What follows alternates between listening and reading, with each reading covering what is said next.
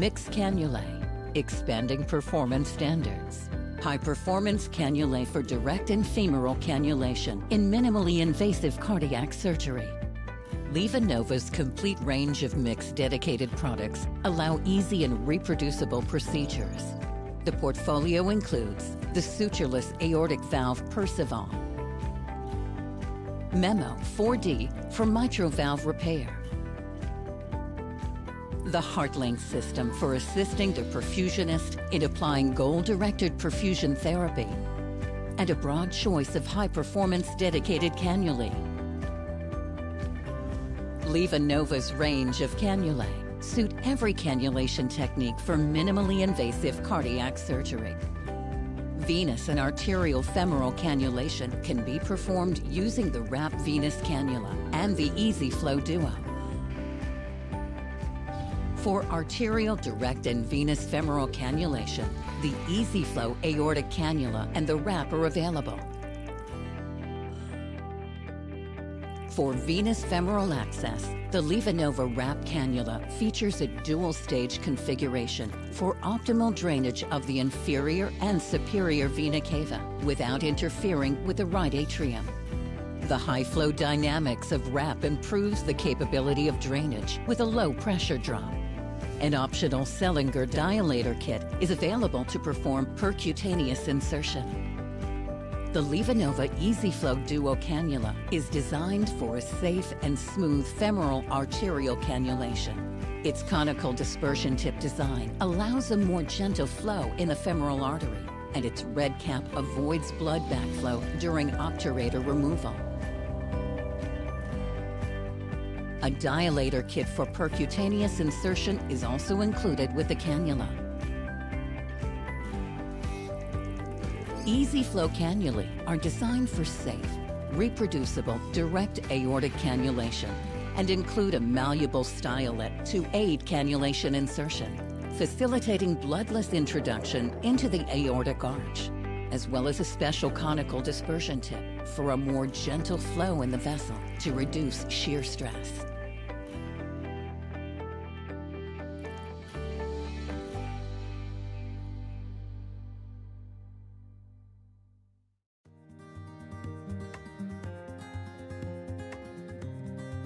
The point-of-care program at Huntsville Hospital is approaching its 20-year anniversary. As we began to grow as a hospital and provide more complex services to our community, the need for point-of-care testing became very clear in our organization.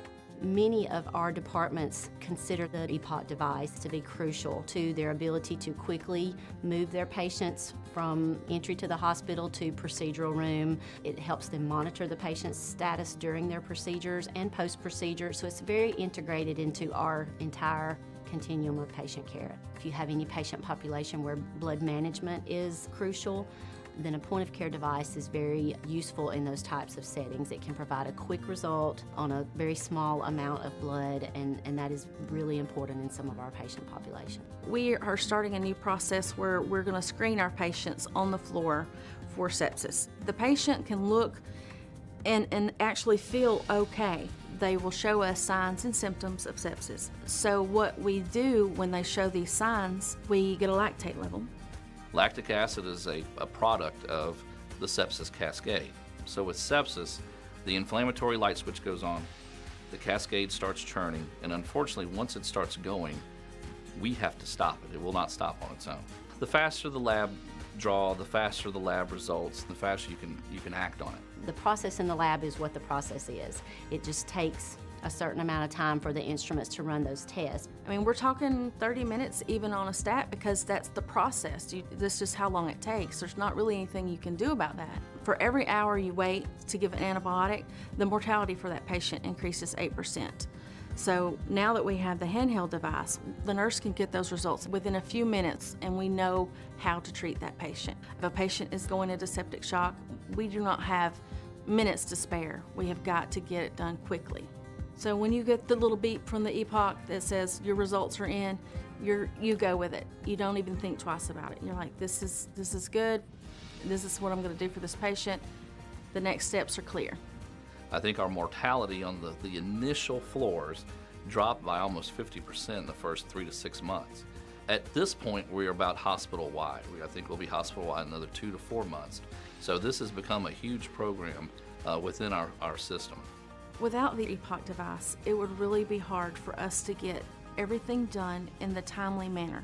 So it's really helped us to get our program going. I mean, whether you're a surgeon, whether you're a medicine doctor, whether you're a dermatologist, you want to be able to do things in a timely fashion so that you can be most effective.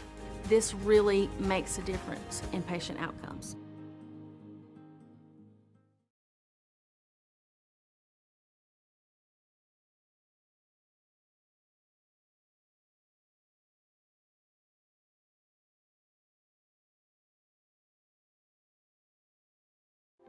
Like all perfusion professionals today, we are busy and frequently short-staffed. Does taking time off for a conference create a burden for your teammates?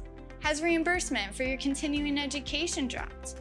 Have you priced the cost of going to a meeting lately? Registration fees, airfare, transportation and parking, hotel, and meals out?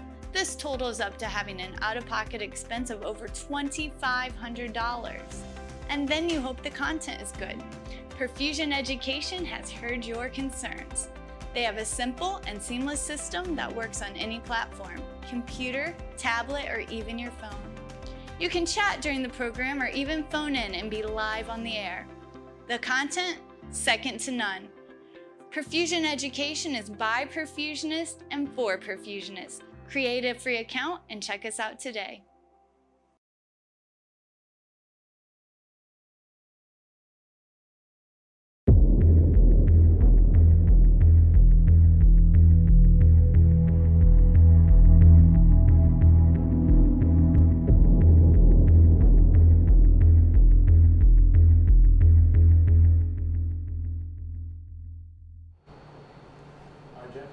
Okay, and welcome to PerfWeb. This is 36, right? PerfWeb 30. No, this is the second day of Corona 30. Corona 30, that's right. Welcome to Corona 30, Section 1, Day 2. And I'm here with my good friend, Min Tran, my good colleague. We're staying socially distanced, so I'm here. We're 6 feet apart because we're not wearing masks or anything like that. But Min, welcome. Thank you for having me, Joe. Thank you. Always welcome. Always happy to have you. Min, of course, is a graduate of the Texas Heart Institute School of Perfusion. You graduated. What year did you graduate? 2008. 2008. So 12 years now as a perfusionist. I'm going to tell all of you can't have him, but he signed a lifetime agreement with us. But one of the best perfusionists I've ever worked with. Horrible with the paperwork, but really, really, really exquisite with doing the clinical work. I think you trained me on the paperwork. No, I didn't do any such thing. Okay, so let's go to the housekeeping notes that we are obligated to do. I want to thank our sponsors, and I shouldn't say it like that because without these guys, I don't know what we would do. LivaNova and Siemens, we appreciate you so very much. Your continued support of this program. And so we wanted to make sure to give you a shout out and suggest people take a look at your websites and see what you have to offer. It'd be very helpful for us if you did that. As you know, we're on all social media platforms. So you can like us on the Facebook, you can follow us on the Twitter, you can share us on the LinkedIn, and on our YouTube channel, please make sure you subscribe. And you also click that thumbs up. Also, the notifications bell icon would be very helpful, but subscribing is extremely important to us. So please, we need 1,000 subscribers by the end of today's show. I'm counting on all of you out there to make that happen, please. Check our websites out, PerfWeb, and of course, perfusioneducation.com, which is where we house our library of programs. PerfWeb is really where you go for looking at the schedule and things like that, but Perfusion Education is really the library. It's the heart of the whole work of the whole system. You want to join our faculty, or you would like to, of course, get all your CEUs through us, or you have a topic you'd like to hear discussed, recommending somebody, whatever it may be. You can reach out to us at contact@perfusioneducation.com. You see the website down there, right there, and we will respond to you as quickly as possible, usually within a day or so at the very most. We have a call-in number, so if you'd like to be a part of the conversation today, when you see this sign pop up, The phone lines are open, so if you call in, someone will answer it, and then they will put you live on the air, and you can be a part of this discussion and conversation, which I think is going to be very interesting today. I'm really excited about today's presentations. And I'll be giving both of them, so I'm sorry about that, but Min is going to bring a lot of, I think, perspective into this. So I'm really excited to have you as part of this. I think it's going to be some really good dialogue. And I'm going to put you on the spot a little bit today. I'm ready for it. I'm going to be a little bit hard on you today. I just want to see what's going on here. Okay. Did I forget anything? No, good. Okay, so there's my housekeeping notes. So what I'm going to do now is let's talk about convalescent plasma or passive antibody transfusion or infusion or whatever you want to call it. This is from Dr. Richard Migliori, who's the Chief Medical Officer, CMO of United Health Group. And he says that developing therapeutics and effective treatments for COVID-19 is essential to our efforts to fight this pandemic. Treating patients with convalescent plasma has the potential to save many lives, and we're honored to collaborate with Mayo Clinic. In this case, they're the ones doing this clinical trial. We'll get into the different clinical trials going on in a second, and support this promising research. Now, Min, based on that, oh, do you have the clicker? I do not have it. I think the clicker is right there. It's right next to me. I'm sorry. So based on what you just read there, tell me how new is this idea of convalescent plasma?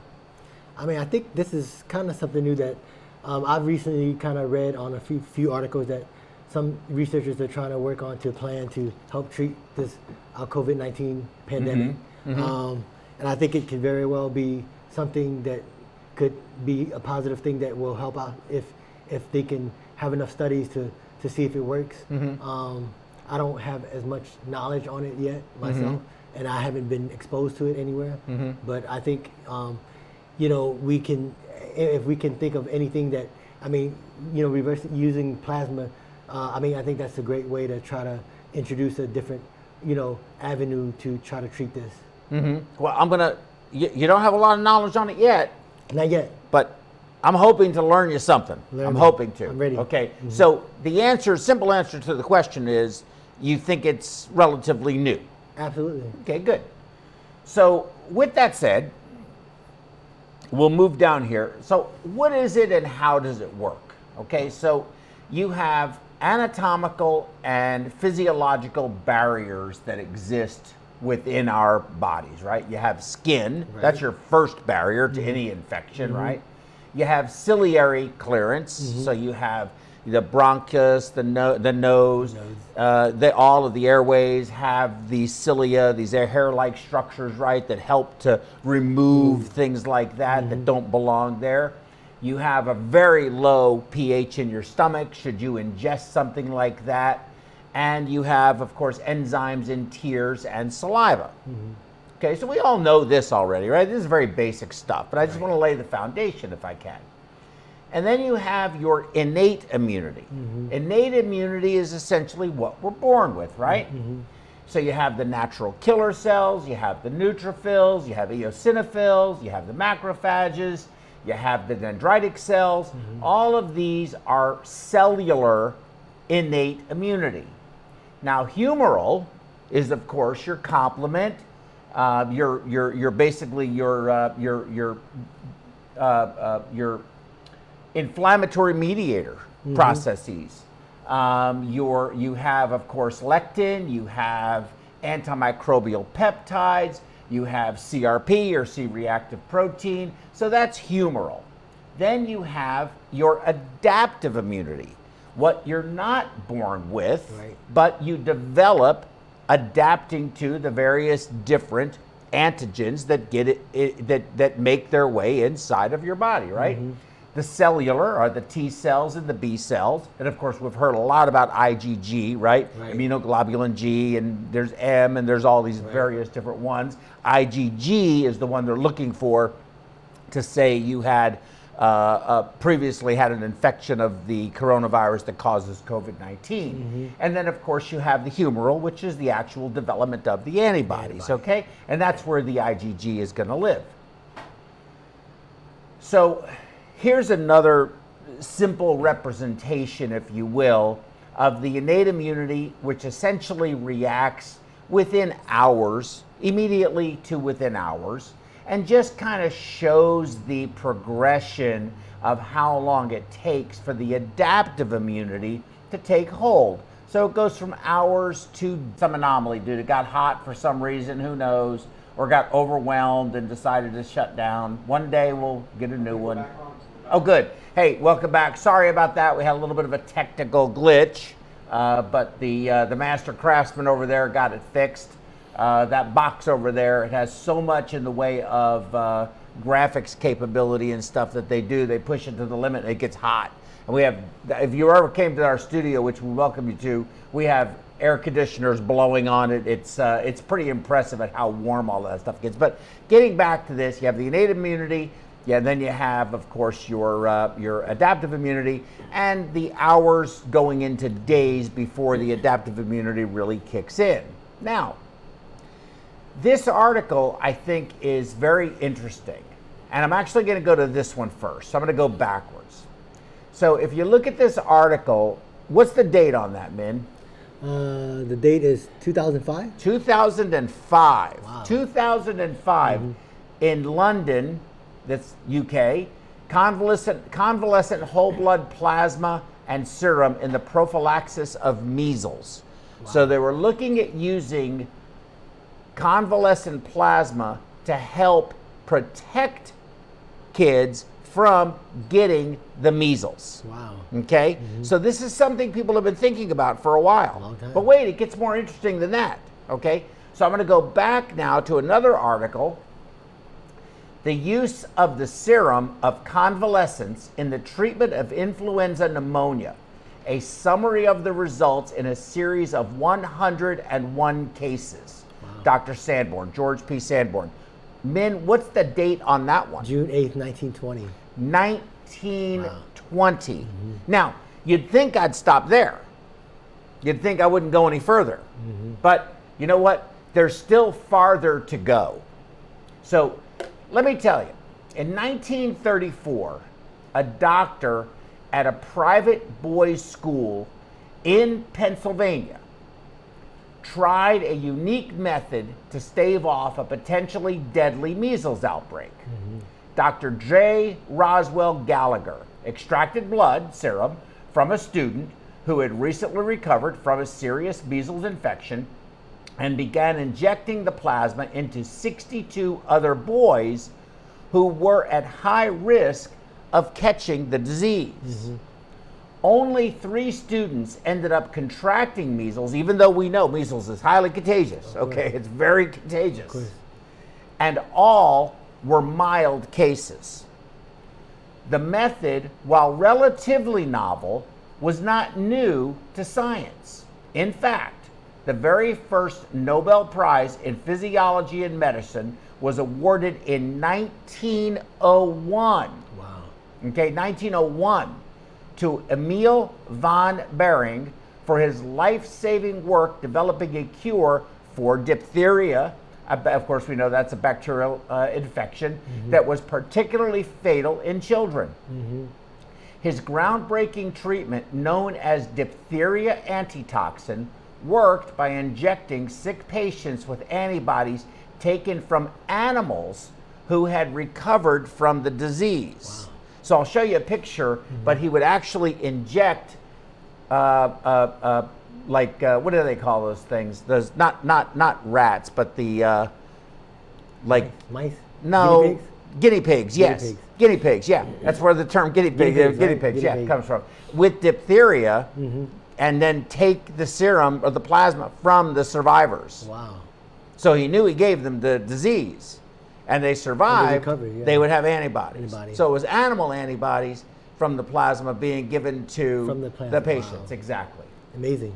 Von Behring's antitoxin wasn't a vaccine, as I just described, but the earliest example of a treatment method called convalescent plasma that's being resurrected as a potential treatment for COVID-19. Wow.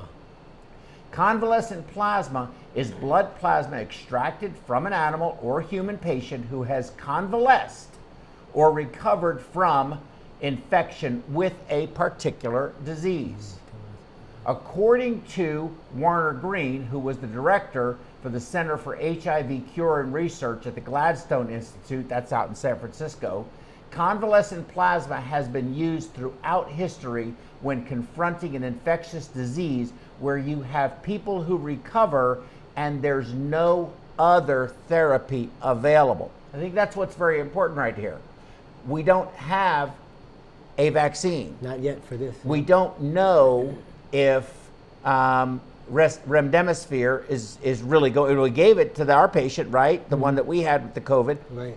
And he did do well. But did the remdesivir really clear the virus or not? I really don't know. We don't know yet. Yeah. We haven't done the hydroxychloroquine yet with the azithromycin. I think some people are. And there's mixed results.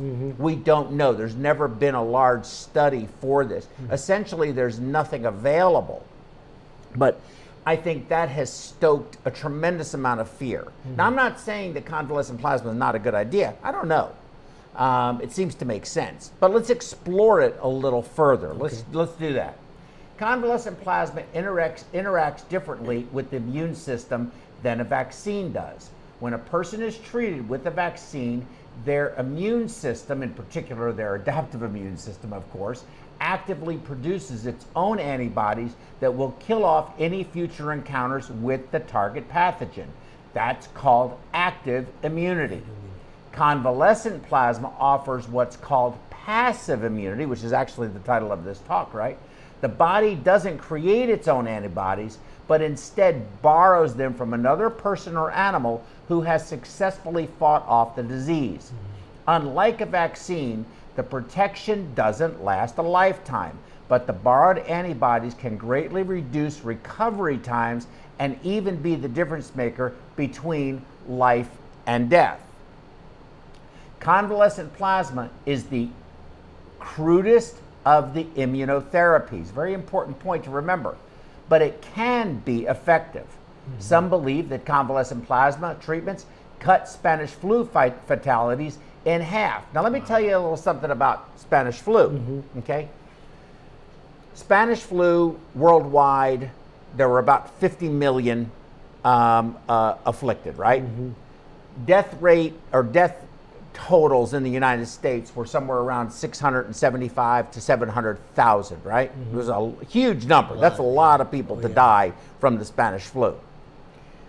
There is very serious speculation, unproven, but very serious speculation, that because Bayer, the aspirin people, promoted the use of aspirin in mega doses as a potential cure for Spanish flu, about estimated 50% of the deaths associated with the Spanish flu were from the ill effects caused by salicylate intoxication or toxicity. Massive pulmonary edema, they had frothy exudate, they had cerebral hemorrhage, overall bleeding, coagulopathies, all kinds of problems. But everything, electrolyte disturbances, rapid breathing from the acidosis and alkalosis, both going one way and then the other. So all the things that happen when you have aspirin toxicity, induced toxicity, you end up with death when you take as much as they were recommending. I'll tell you something else that's interesting. It is. That's Bayer, the aspirin people. Now, they've saved a lot of people, right? By you start having chest pain, you take some aspirin to antiplatelets, save you. So they've saved a lot of lives too. But I wonder if you can do that. I wonder if anybody in the audience do this. Do you know that Bayer in World War I is who created mustard gas? I did not know that. They did. Mustard gas. Wow. Do you know that, so there's mustard gas during the war.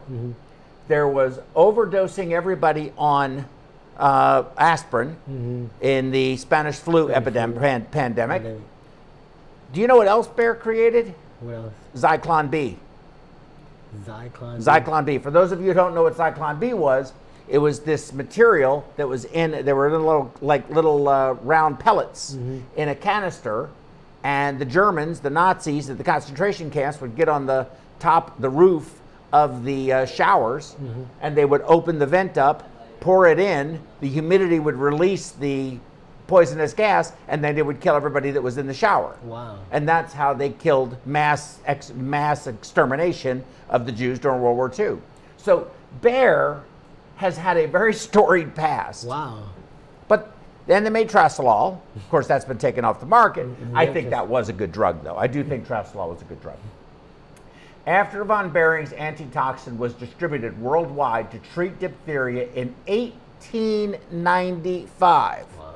Now, why am I saying that so 1895? That's okay, a long way back. That means that 125 years we have been looking at convalescent plasma.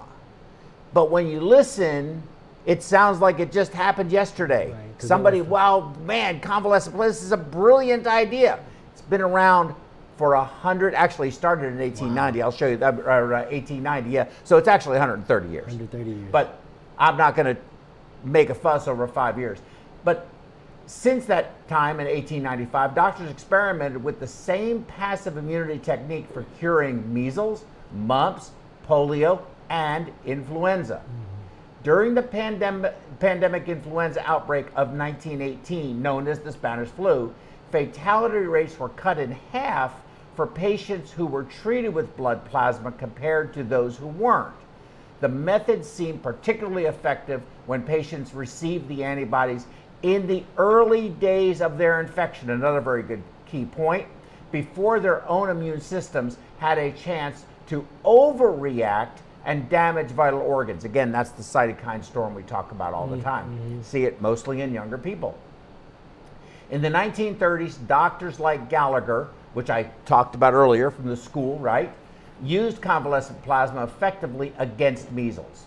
By the 1940s and 1950s, antibiotics and vaccines began to replace the use of convalescent plasma for treating many infectious disease outbreaks. But the old-fashioned method came in handy yet again during the Korean War, when thousands of U.S. troops were stricken with something called Korean hemorrhagic fever, also known as hantavirus. With no other treatment available, field doctors transfused convalescent plasma to sickened patients and saved untold numbers of lives. In fact, convalescent plasma has even been deployed against recent outbreaks of MERS, SARS, and Ebola, all novel viruses that spread through communities with no natural immunity, no vaccine, and no effective antiviral treatment. Wow. Today, the best treatment for Ebola is still a pair of monoclonal antibodies. Basically, what you do is you can take a patient who is convalesced, take their plasma and give it, but you can also extract the antibodies from the plasma of multiple people, and you can put it into a medication infusion, a suspension of some sort, and then give that. So you have hyperimmune globulin, which is what that is, right. Or you take convalescent plasma and infuse that into the patient. We could talk a little bit more about that as I go on. I'll kind of show some examples of that. And then cloned, so you basically take them and clone them artificially in a lab. One of the best known modern uses of convalescent plasma is for the production of antivenom to treat deadly snake bites. Wow. Antivenom is made by injecting small amounts of snake venom into horses and allowing the horse's immune system to produce antibodies that neutralize the poison. That's why they call it giving you the horse serum. Horse serum. Horse serum. That's why they call antivenom horse serum. Exactly. These equine antibodies are isolated, purified, and distributed to hospitals as antivenom.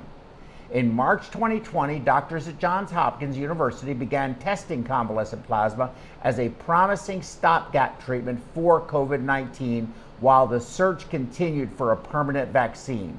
The advantage of convalescent plasma is that it can be drawn from recovered patients using the same plasma separation technology used at blood banks. So this is my question, okay? We saw during the latest episode in New York, which was very severe, right? That they were running out, they thought they were going to run out of ventilators, they thought they were going to run out of beds, they thought they were going to run out of a whole bunch of things. But if this works as a stopgap measure, and I think this is really kind of my point, Min, is if we've been doing this for 130 years, okay, you look at that picture, it's from 1890.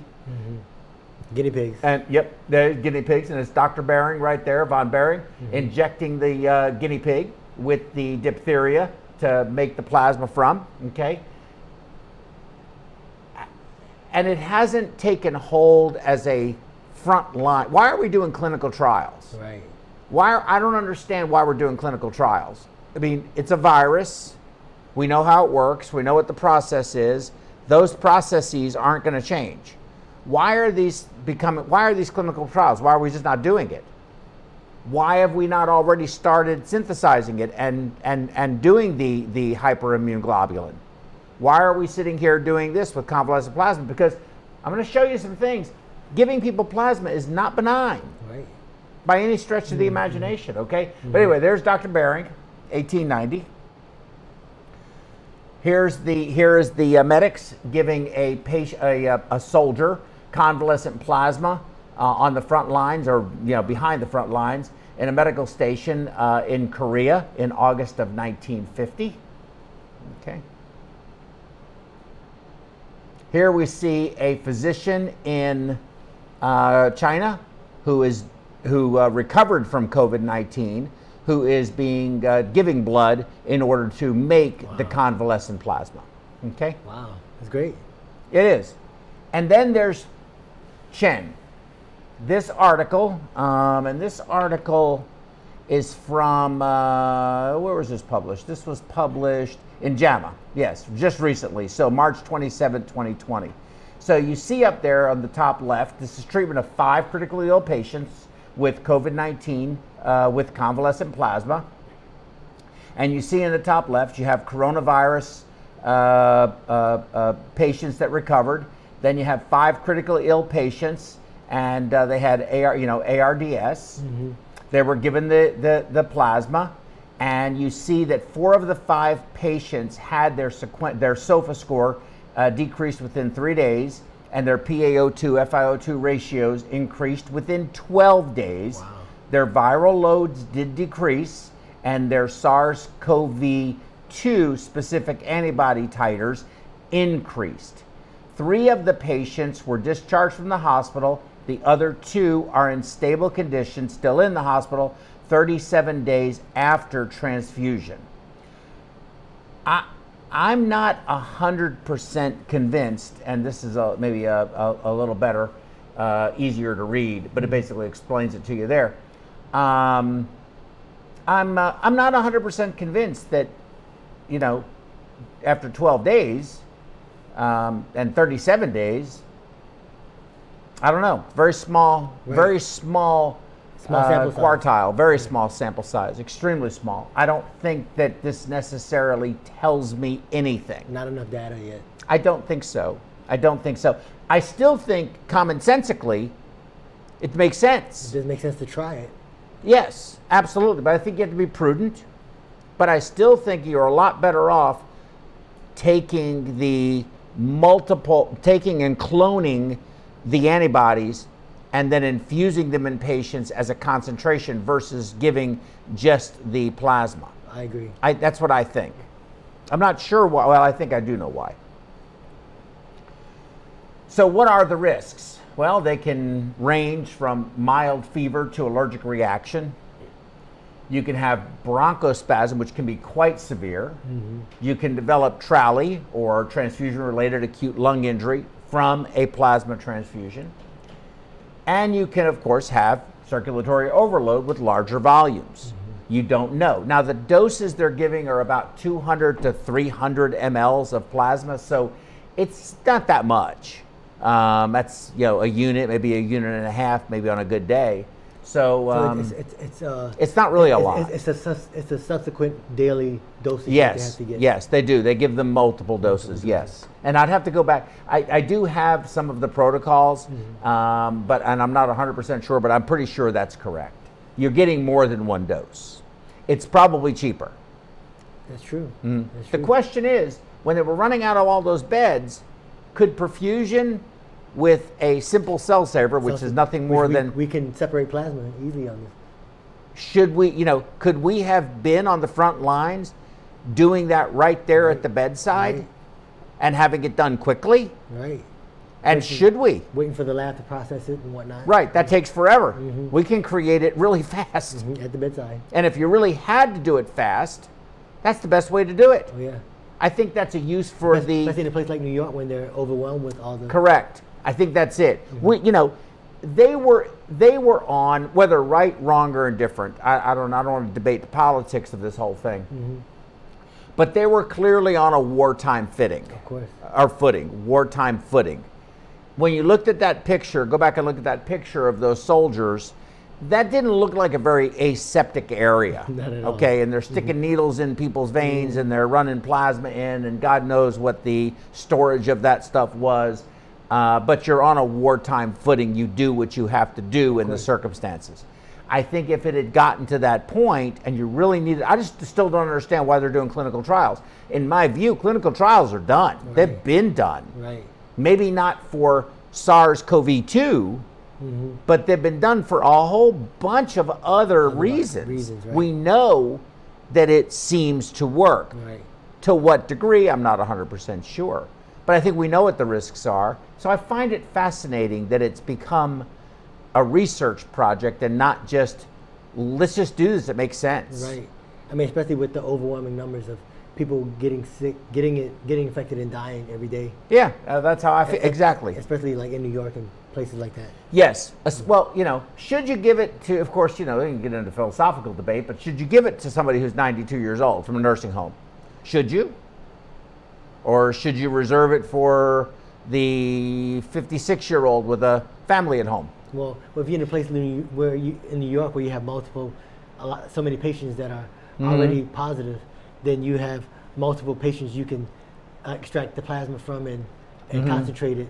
So versus, a city like Houston, we don't have as many patients on ECMO where we could extract as much. Well, they don't have plasma. to be on ECMO. Right. They just have not to. ECMO. I'm sorry, but with the COVID. Yeah, positive. this is true. This is true. So here's some of the things that you need. Well, I asked the question: could autotransfusion, supplement the blood banks and use cell savers? And that should be used USE to process plasma. There are several clinical trials ongoing, including one here in Houston, Texas, at the Houston Methodist Hospital. You know about that one, right? But there is seemingly a lack of really large trials, and there is a hesitancy for some reason to just use it. Again, I find it fascinating as far as I'm concerned. I still don't understand why there's a trial. So, which is the most effective formulation? Is the question. Convalescent plasma? Well, they're donor-dependent variabilities. Every donor, just because you survived COVID, doesn't mean that your plasma is necessarily the same quality as somebody else's. That's true. So you have donor-dependent variability that you cannot avoid and get rid of, okay, or ignore. Then you have the leading edge of infectious waves. So if you're in a position where you're giving this at the leading edge of that infectious wave, you're probably not going to have enough of it. Right? We talked a little bit about the HIG, the hyperimmune immunoglobulin or hyperimmune globulin, and then blended. So my view is we should have been producing this stuff, taking any patient that survived it, cloning their their antibodies, creating this HIG, having it processed rapidly and available, and giving that as a first line. If you wanted to use convalescent plasma with it, or maybe first to see what would happen, then do a blended program. We talk about blended programs all the time, and blended programs seem to work very well. I think they're very effective. So I think we needed to be, we need to be realistic. Do you have enough donors? What do you do with donor-dependent variability?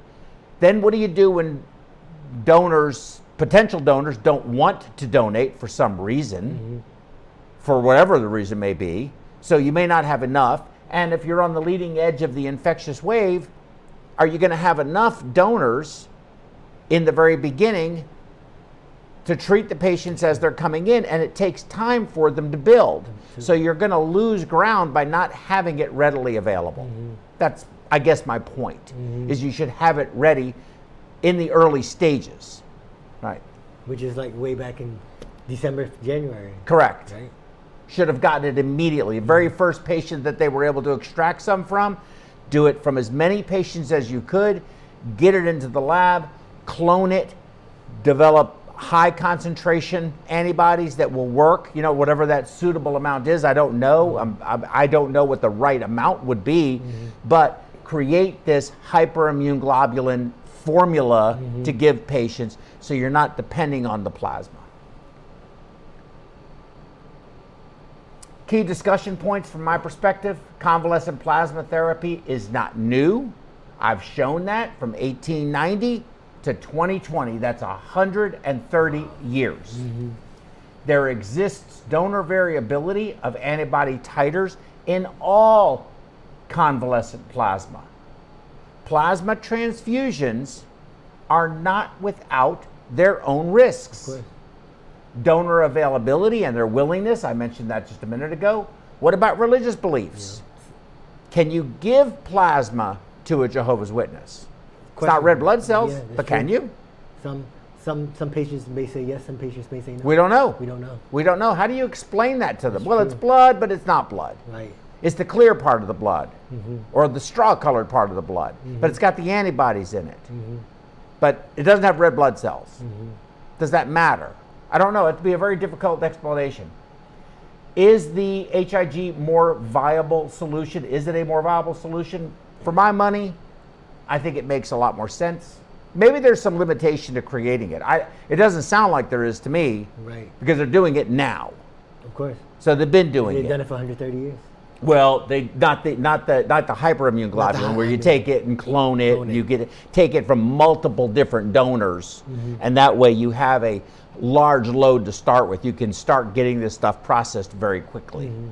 And there's a tremendous lack of large trials, given how many years we have looked at this, and given how common infection is a problem within our society. Viruses of various things, all these different diseases that occur, and how common they are in the human experience. How are we lacking any truly definitive large trials for this technology, this technique, this therapeutic modality all these years later? I don't understand that. So I'm going to end there, and I'm going to ask you to tell me what you think the reason is. I think a lot of it probably has to do with, I think, this COVID-19 is something that's, it's the first time we've seen it. It's new. SARS and whatnot, we've had a flu-type pandemic before. But I think it's the unknown. We don't know exactly how. We don't have a vaccine for it. We haven't, confronted this until this year. And so I think it's the unknown of a lot of places, programs, research centers that are looking at targeting on how to solve this virus, treat it in a manner. But and maybe we just, like you said, like we discussed, we don't have enough data on supporting as far as using plasma and whatnot. But it does make a lot of sense, with the history, given that, the success that we've had going back to 1890, 1895. Albeit all of it, a lot. I mean, I would say the overwhelming majority, certainly the preponderance, but I would say lacking large trials. I guess my view is really all of it's anecdotal.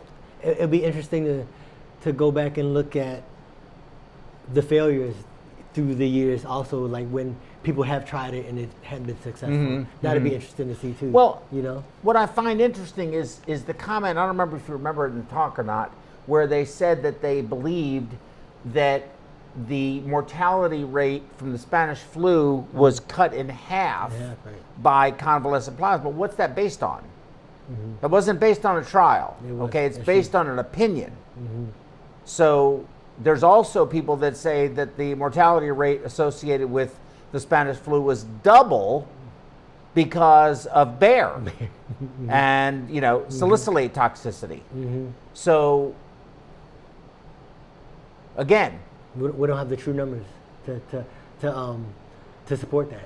Well, I think we hear this, we hear it, other people hear it, and then the next thing you know, they believe it. Right. But again, you have trials going on in Mayo, you have trials going on in New York, you have trial with Chen, which is the one that I put on there. Right. You have trials going on in Houston, here at Houston Methodist. That was in February. Yes. The Chen. Exactly. So very recent, but with this COVID-19. Yeah. But again, it's not a new technique. It's not. And again, my question, and I'm baffled by it. And I don't think anybody's going to be able to really answer my question in a way that I'm satisfied with the answer, is why in the hell are we doing a trial? Just use it. Right. Now's not being used to collect the data, and let's do at least a retrospective analysis of it with some scientific rigor after this is all over. But it just doesn't make any sense. It should be more widely available, I guess is my point. Somebody at Community Hospital X should be able to do this just as well as somebody at UCF. Right. Okay, why should they only have the opportunity to do it if it has been around for this many years? Okay, that's, I think, where I'm kind of going with this. And I think it's a matter of these smaller community centers not having the same support of the research-wise who can think beyond the box of, Well, but they can give it and they can draw their blood and they can preserve it and they can do everything they need to do. Why shouldn't the community hospital, have access to the bank that has convalescent plasma or the hyperimmunoglobulin, one or the other, and be able to treat the patient with that? Because all we can do with COVID-19 is supportive measures, right? It's just like H1N1 or influenza B. We can't do, Tamiflu, we have Tamiflu, but basically, if you've passed the time for Tamiflu, it's not. It's supportive measures. You go into ARDS, there's no true treatment for ARDS. You have to let it run its course, and you keep the patient stable with as high an oxygen content as possible. And that's why we use ECMO, and you try to reduce the ventilatory associated trauma to the lungs, and all these things that we do are supportive in nature. So if that's all we have, and you're in dreary, Erie, Pennsylvania, why should you not have the same access to a batch of convalescent plasma as they do in Houston, Texas Medical Center? Right. That's my argument. Again, if it was brand new, I could see it. Lacking, however, some compelling reason or argument to the contrary, I think doing a trial now is pointless. That's just my opinion. We're kind of behind the 8 ball now. I think you're already behind it. Of course. And if we know it works with diphtheria, if we know it works with measles, if we know it works with influenza, if we know it works, then why would it not work now? Right? Right. Prove it later. Now's not the time to be thinking about that. Give it a try, see if it works. Right. And then later we can vet it out. And then have it ready for the next. Right. Now it's not without risk. Right, of course. So you can do harm. We recognize that. So I think you have to be respectful of that too. But at the end of the day, If that's all you got coming to you, if that's the only chance you got, they're already, you know, because a lot of these small community hospitals don't have ECMO. You know, they're already critical too. They're already critical. Yeah, they're circling. Right. Now the next question is, will it work as well when you're already circling the drain? It's true, because you might be too late. How early do you need to give it? Right. Kind of like ECMO. Putting Timing. the patient on ECMO. Timing is everything. Timing is everything. Exactly. That's going to be another confounding issue with all of these clinical trials. Do you think it might also be some centers that are treating, you know, COVID-19 with whatever resources they have? Do you think they're trying the hydroxychloroquine first and not wanting to do both, even though they might have the resources to do the plasma? Because, you know, if they do both at the same time, how do we know? How do they know which one is actually working? Yes, that's true too. Right. So you don't necessarily want to write polypharmacology through the whole thing, you know, and have a lot of different therapies. You don't know which one worked, throwing a kitchen sink at somebody. I agree with that. I think you need to pick a treatment and go with it. But there's, I think, a lot of places. Again, you know, I mean, we are very blessed to be in a large metropolitan area with a big, the largest medical center in the world, access to a lot of things. That's not all of the United States. I would suggest to you that there's a lot of places who have seen fewer of these patients, but they still have seen them. And back in H1N1, we had a lot of 50-year-olds and 60-year-olds and 43-year-olds who were dying, were on ECMO and extremely sick. We had very good success rate. You know, survival was about 70% plus or minus for that particular thing. It was a rough course for them. Without ECMO, the mortality would have been much higher. Probably mortality would have been, or survival would have been down around 30% or possibly even lower. We don't know. But not everybody has access to ECMO. Of course. A lot of places don't have access to hydroxychloroquine. A lot of, even though it's a common drug, they're not going to get it. It's in short supply. There are patients with arthritis and lupus who can't even get their prescriptions filled. Right. And that's not right either. So, you know, why are they forced to? They're disposable. They're dispensable, but because we have to save this patient. Well, that doesn't seem fair. It doesn't. They were on this medication for years. For years, yeah. The same with the remdesivir. Same thing. Not everybody can get that. Convalescent plasma, however, seems a lot easier to get. It is, because you have patients that are positive. Correct. And they, you know, and that's why the testing was so important. Who's got these antibodies? Get that plasma, freeze it, have it ready to give to patients. You know, as an option to nothing. To nothing, of course. You know, but timing is everything. It is. It is, so, absolutely. So anyway, that's my talk. I hope it elucidated, you know, some good facts, and I hope that it stimulated some good thought. You know. And if anybody has any, you know, I haven't looked to see if anybody's got any comment. Let's see. Oh, I do. Oh, okay. Well, thank you. Can we just delete that, please? But thank you. I'll do it. I'll remove it. I'm doing it. You're doing it? Okay. Thanks. Yeah. Let's not leave stuff like that. It's just silly. It's silliness. So with that said, that's my talk on this. And I'm going to give my talk on CVVH next. Now, this talk is going to be a little more technical than usual for me, and it's going to be a little bit long, but I'm going to ask, could we possibly take like a 7-minute break between these two talks so that I can just sort of rest my vocal cords a second? Sure. Okay, so why don't we do that? So we're going to take about how much time? 5 to 10 or 10, or what do you want? Yeah, we'll do about 10 minutes. 10 minutes. Okay, so we're going to take a quick 10-minute break. So it's 4 minutes to 6. So we'll come back at that would be what, 6 minutes after 6, right? 6 minutes after 6. So in 10 minutes. Okay, at 18:06. All right, 10 minutes.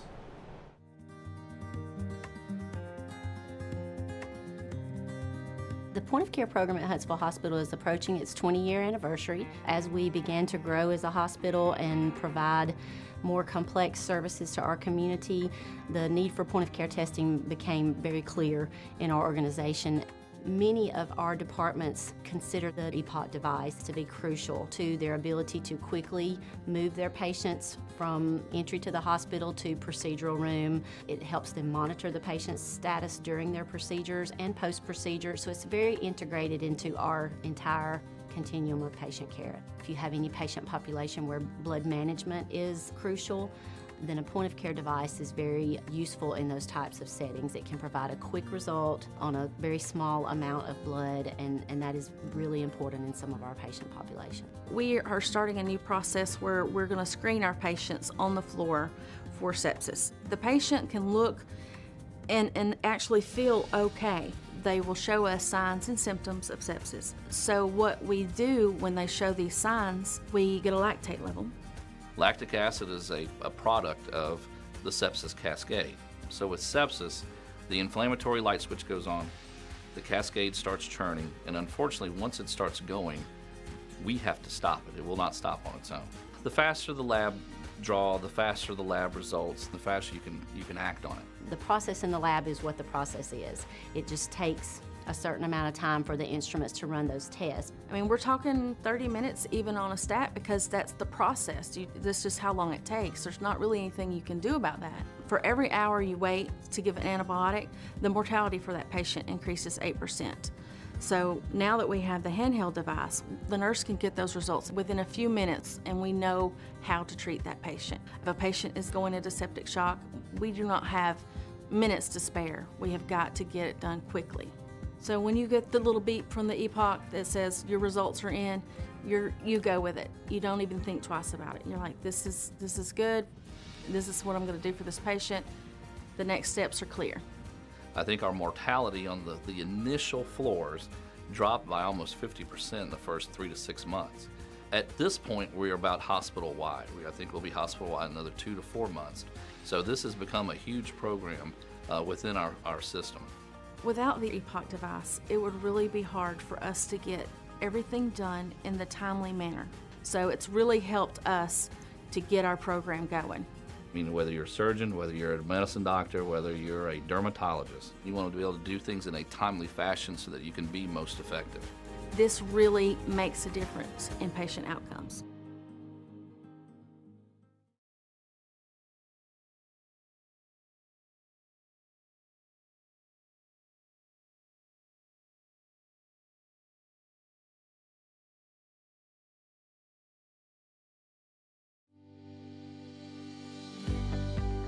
Mixed cannulae, expanding performance standards. High-performance cannulae for direct and femoral cannulation in minimally invasive cardiac surgery. LivaNova's complete range of mixed dedicated products allow easy and reproducible procedures. The portfolio includes the sutureless aortic valve Percival, Memo 4D for mitral valve repair, the HeartLink system for assisting the perfusionist in applying goal-directed perfusion therapy, and a broad choice of high-performance dedicated cannulae. LivaNova's range of cannulae suit every cannulation technique for minimally invasive cardiac surgery. Venous and arterial femoral cannulation can be performed using the WRAP venous cannula and the EasyFlow Duo. For arterial, direct, and venous femoral cannulation, the EasyFlow aortic cannula and the WRAP are available. For venous femoral access, the LivaNova WRAP cannula features a dual-stage configuration for optimal drainage of the inferior and superior vena cava without interfering with the right atrium. The high-flow dynamics of WRAP improves the capability of drainage with a low pressure drop. An optional Sellinger dilator kit is available to perform percutaneous insertion. The LivaNova EasyFlow Duo cannula is designed for a safe and smooth femoral arterial cannulation. Its conical dispersion tip design allows a more gentle flow in the femoral artery. and its red cap avoids blood backflow during obturator removal. A dilator kit for percutaneous insertion is also included with the cannula. Easy flow cannulae are designed for safe, reproducible, direct aortic cannulation and include a malleable stylet to aid cannulation insertion, facilitating bloodless introduction into the aortic arch, as well as a special conical dispersion tip for a more gentle flow in the vessel to reduce shear stress.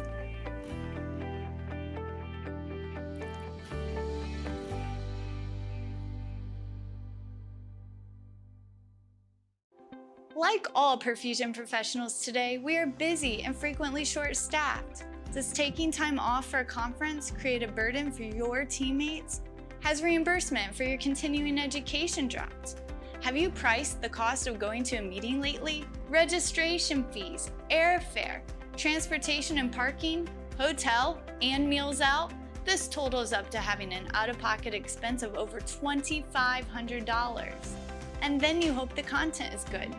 Perfusion Education has heard your concerns. They have a simple and seamless system that works on any platform, computer, tablet, or even your phone. You can chat during the program or even phone in and be live on the air. The content, second to none. Perfusion Education is by perfusionists and for perfusionists. Create a free account and check us out today.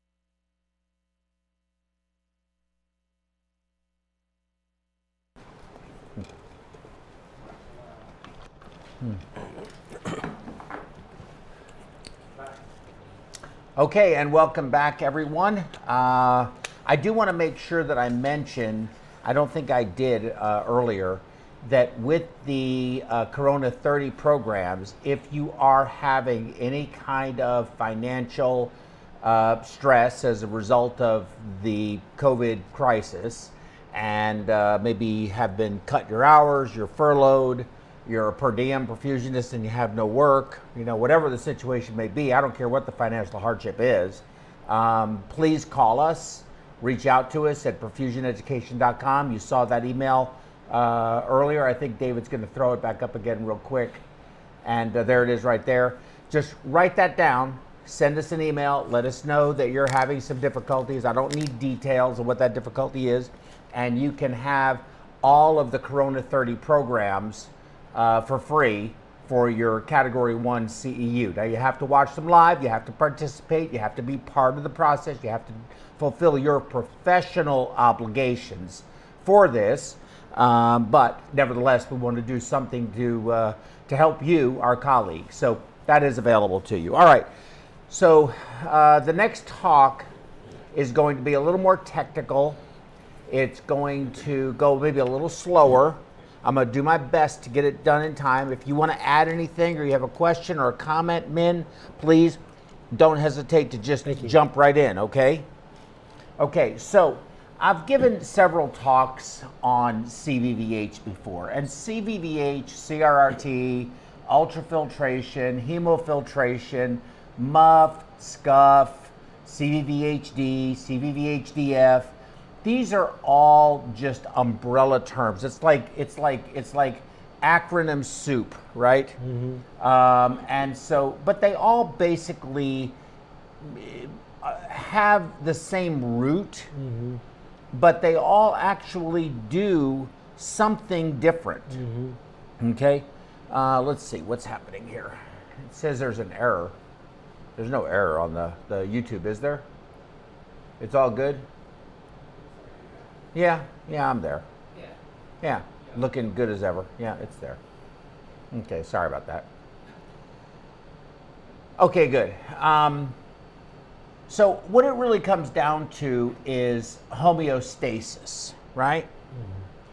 Having the body's systems physiologically in the optimal place for the body as a whole to function, mm-hmm. all of the organs to function.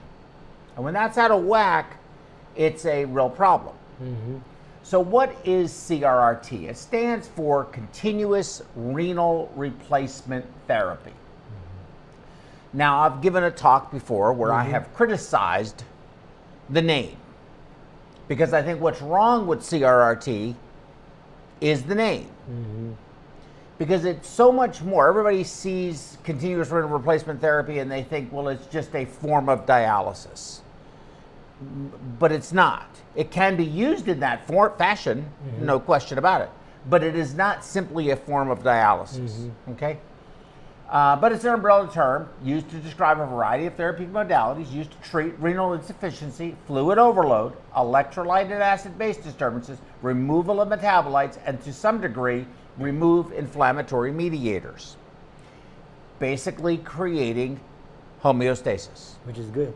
Correct. Mm-hmm. Now you have to have sufficient DO2. Mm-hmm. There's a lot of other factors involved. This is not a panacea. It doesn't cure all problems, mm-hmm. but it's very important. Why does it exist? Well, it exists to fill a void. When you look at dialysis, and on the left side, you see clearance in percentage. And on the bottom, you see a variety of things. Urea, creatinine, myoglobin, sodium, potassium, chloride is in there somewhere, on the smaller size. Basically, that's what dialysis is able to clear. And you can see that and this is because it's diffusive clearance. We're going to talk a little bit more about that. I don't want to get ahead of myself. But if you basically look, when you get out to about 8,000 Daltons in size, mm-hmm. then you're only clearing about 20%. When you get out to about 15, you're basically clearing nothing, mm-hmm. okay? The kidney, on the other hand, that's what the clearance profile, if you don't mind me saying it that way, of the kidney is. Mm-hmm. So what CVVH or CRRT attempts to fill is that void. Now you have normal filters, which have a cutoff of about 60,000 KD, and you have high cutoff, which go out to about 65,000 KD. That's or 65 KD, 65,000 Daltons. Albumin is 66 KD. So even with the high cutoff filters, you're not going to remove plasma. All you are going to do is remove plasma water. And that's a very important distinction. Okay? So what got me started on this road that I am on and have been on for some time? Ever since you've known me, you know I've been very fond of CRRT, CVVH, ultrafiltration on bypass, all of that kind of stuff. You've always known me to be like that, right? So what got me started on all of this is actually the paper that you see up there. This paper was written by Claudio Ronco and Ronaldo Bellomo. Dr. Bellomo is from Australia, and Dr. Ronco is from Italy. And I was really fascinated with this paper. So as I go down and look here, there is Dr. Claudio Ronco. Now, one of the things that I'm going to ask you to notice, and it's very important that you notice this, these are all people in his lab in Italy. What is something you notice about the people in this picture? This is in Italy, at the International Renal Research Institute in Vicenza. What's something you notice? They're all young, and Yeah, except for Dr. Ronco. young, yeah, except for Dr. Ronco, but his staff. They're pretty small. Small, yeah, small. They're Only pretty small. team. This is one of the big criticisms, and I'll get into that a little bit as we go further. But basically what he did in this paper, this was one of the first papers I ever read about this technique. It was actually designed to determine dosing or amount of replacement or ultrafiltration, however you want to say it, per patient. And he took 3 groups of patients, all matched fairly reasonably, okay, for a total of 492 patients, 425 ended up being randomized, and into 3 groups. Group 1 was going to get 25 milliliters per kilogram per hour of replacement fluid, the other 35 milligrams per kilogram per hour, and the third group was going to get 45 milliliters per kilogram per hour. Now, what does that mean? What am I saying? The blood is going to go through a hemoconcentrator. They're going to remove 25, 35, or 45 mLs per minute of the ultrafiltrate, and they're going to give, 45 milliliters per kilogram. So 25, 35, or 45 milliliters per kilogram per hour of ultrafiltrate, and replace that with a solution that has the formula of what you want the plasma water to look like. So it's a bicarb-based normal physiologic fluid. Okay? So that's basically what those measurements mean, or the 25, 35, and 45. When you look at survival, I missed the group. I did it on my computer, but not here. So let me make sure I get that. So that's that. There we go. So when you look at survival, group 1, you see the survival was down just under 40%. You see in group 2, it jumped up to 50%. And you see in group 3, it was about 55, 56%. So you see there was a statistical difference between groups 1 and group 2, not statistical difference between group 2 and group 3, but you still can look at this and say between group 1 and group 3, you go from 40% survival to 60% survival just using this therapeutic modality in high dose. High dose. That's what's important. Because I think CRRT is frequently used ineffectively by not dosing it high enough. And we can get into that sort of as we go along here to some degree. So what is it and what is it used for? Well, we talked a little bit about this already. Acute renal failure, acute kidney injury, acute fluid overload, metabolic derangements, acid-base derangements, inflammatory mediator attenuation to a degree, and we'll talk a little bit more about that, creating a physiological environment to relieve the stress from the body systems. Essentially, like I said before, homeostasis. So the mechanisms of action, you have ultrafiltration, you have diffusive clearance, and you have convective clearance. What are those?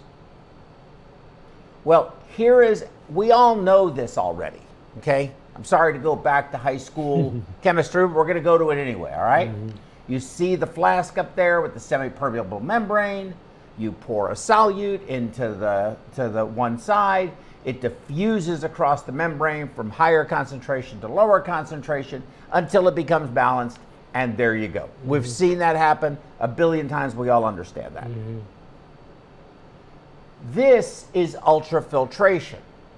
Ultrafiltration is when if you look at the flask on the left, positive pressure is applied to one side, or negative pressure applied on the flask on the right, but the net effect is you're moving volume, you're moving fluid across the membrane, and it's basically hydrostatic force. Now, it can also be osmotic pressure that does this, but this is hydrostatic force. We're all familiar with it. We know what volume in a cylinder decreases with the pressure that you put in, all that kind of stuff. We all understand that. We've been through this before. So I just want to, this is a refresher, okay? Convection is when you drag solutes across a membrane during osmosis or ultrafiltration. It is used for the removal of middle and large molecules. That's where you saw that graph I showed where we're trying to mimic more the kidney. Now, you're never going to get all the way out to it, but you get a lot further than you do with just dialysis, intermittent dialysis, which is just diffusive clearance. The greater amount of the fluid that moves, the greater the solute loss. So that's very important, an extremely important point, in that if you have something, an evil humor in your plasma water that you want removed, if you're doing low dose versus high dose ultra CVVH with convective clearance, which one do you think is more likely to remove more of what you don't want? Right. The high one. The high dose. Right. Of course. It just makes sense. Intuitive sense. And we're talking about going all the way back to high school to look at what we already all know and applying it to what it is we're doing today. Interesting. But we forget these things. So let's take a little deeper look at what is diffusive transport and what is convective transport, okay? So basically this is a hemoconcentrator. You see the blood on one side. You see the pores, which is in gray, and you see the green, which is the effluent side or the dialysate side, okay? On the left, it's green because there is dialysis fluid running through there, like you would do with traditional dialysis. That's diffusive transport. There's a concentration gradient, and the ions on the blood side are going to diffuse across. But if you look at convective transport, which in this case is being caused by there being a higher pressure in the blood side than in the gray side, which is the effluent side. Now, gray and yellow, you see that large blocks of water, plasma water, are being forced through, carrying the material that you want, or the solutes that you want removed. Does that make sense? It does. Okay, good. Thank you for telling me that made sense. I've just about confused myself. Now, this is a very, very, very important slide. If I didn't say it enough, I'm going to say it one more time. This is a very, very, very important slide. Let's go over it. Here is our patient, okay, right here. The patient's sodium is 140. The potassium is 5.2. The chloride is 104. The albumin is 2.9. The total protein is 6. And the hematocrit is 21%. Now, you know, all in all, I mean, that's a little low. Those are a little low, but not horrible. Okay, I've seen worse, right? You know, but 2.9 is, you know, getting low because you're going to start third spacing. Now, we take the blood, we run it through a pump into the hemoconcentrator, back up, and back into the patient. Now you notice it's going from red to blue. In the dialysis world, they don't work like they do in the cardiac world. In our world, we take venous blood, which is blue, and we make it arterial blood, which is red. That's what we do, make blue blood red. The reason why they use red and blue here has nothing to do with oxygen. It has to do with the concentration of the blood. If you draw blood gas from a patient and the hematocrit is 18 and the PO2 is 200, okay? It looks bright red. If you took that same blood, but the hematocrit, instead of being 18%, was 45 or 50%, would it be as bright red? It probably would still be bright, but not as bright. Not as bright. Not as light. Not as light, right. It's not right. It'll look darker. Yeah, it'll look darker. Right. It will look darker. It will look darker. That's why this is like this. You're taking diluted blood or blood that is greater than 21%, putting it through this filter, and depending on how much effluent you remove, you're making it appear darker because it has a much higher hematocrit. It has significantly less plasma water. That's why you see red to blue in the dialysis world. Nothing whatsoever to do with oxygen at all. However, this is another piece of this is very important. If you look over here, the amount of albumin removed, because remember, this filter is about 60,000 Daltons, or 60 kD. Albumin is 66 kD. 66. Okay? Higher. Protein, right. So plasma water will come out easily, but plasma, protein will not, because albumin is the smallest, it's at 66. There's nothing else smaller for protein. So there's albumin, none. Total protein, none. Red blood cells, hematocrit, none. But if you look over here, the sodium, the potassium, and the chloride are exactly the same. No change. Good. So this fluid that you see here, what we refer to as the effluent, is isoosmotic. Extremely important concept to understand. You do not selectively remove ions when you do ultrafiltration. Which is great, because we don't want that. Sometimes you do. But what do you do instead? Here's the downside. It's isoosmotic, but if your potassium is 7, then you want to pull it off. You want to remove the potassium, but you're not going to change the patient's potassium no matter how much fluid you take off. Now, the hematocrit will come up, the protein level will come up, the albumin level come up, but guess what else goes down that's not in this represented in here? What is it? You should know it right off the top of your head. What else goes down on the patient's total circulating blood volume, because you're removing the plasma water. Exactly. Of course. So you're on pump.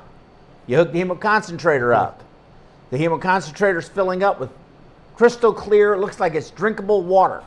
That looks like, it does. It looks like spring water, filtered water, right? It is filtered. Pretty clear. Yeah, it's pretty clear. What's happening to the level in your reservoir? It starts to go down. Starts to go down. Because you're pulling off the fluid off. Correct.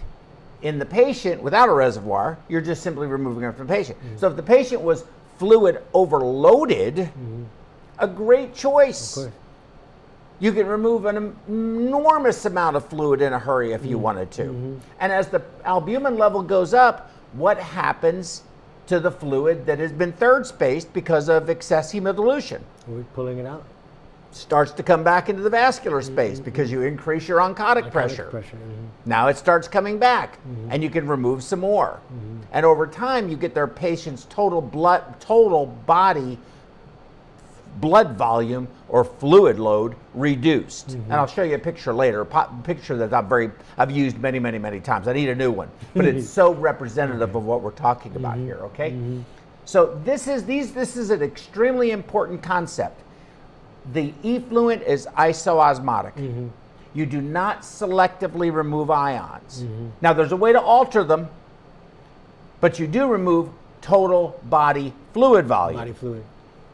And intravascular fluid volume first, which means your hematocrit, your total protein, your albumin level will go up. You're going to concentrate the blood. Hemo concentration, right? So if you look here, adsorption is another concept that is extremely important for everyone to understand. It's probably one of the most important concepts in this whole talk because there's a lot of debate about how much, and I'm going to show you some studies that are very interesting. There's a lot of debate as to whether CVVH in the traditional form truly does remove inflammatory mediators. And there's some interesting studies that have been done where effluent has been tested, interleukin loads in the body have been tested, and it's mixed. It's very mixed. I used to believe it absolutely did, but it's questionable. What does happen, though, is adsorption. And adsorption is a very important concept. It's where inflammatory mediators will adhere to the filter fiber media itself. Wow. And eventually, the pores will become clogged. So if you look here, you see this is the amount. Right. Here's the membrane. You see they're being stuck on the membrane material itself, and what's coming across is much fewer of them that was there from the beginning because they're all right here. They're stuck. Correct. They're adhering to the filter media. So it's adsorption versus absorption, right? We're all familiar with the term adsorption, so we know. But this is what happens, and this is very good for B2 microglobins, or microglobulin rather, cytokines, coagulation factors, and anaphylactoxins. Inflammatory mediators, right? Inflammatory mediators, exactly. So this slide here, what I want you to look at is the molecular cutoff in Daltons. So 65,000 Daltons is 65 kD. You'll hear it said a bunch of different ways with the various different hemoconcentrators that exist. This comes directly out of their product manual. So this comes in their what do they call it? Insert, package insert, right? And you'll see that there's polysulfone. There's also AN69, which is kind of a polypropylene fiber, and various different fibers have different degrees of adsorptive properties.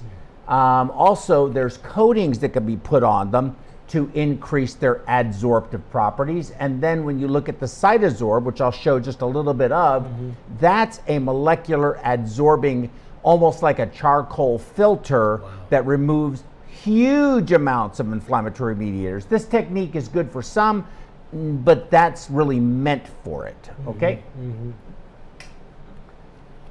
So if you look here, we've talked about a lot of different things. This is yet another concept that you have to be able to understand in order to truly understand CVVH.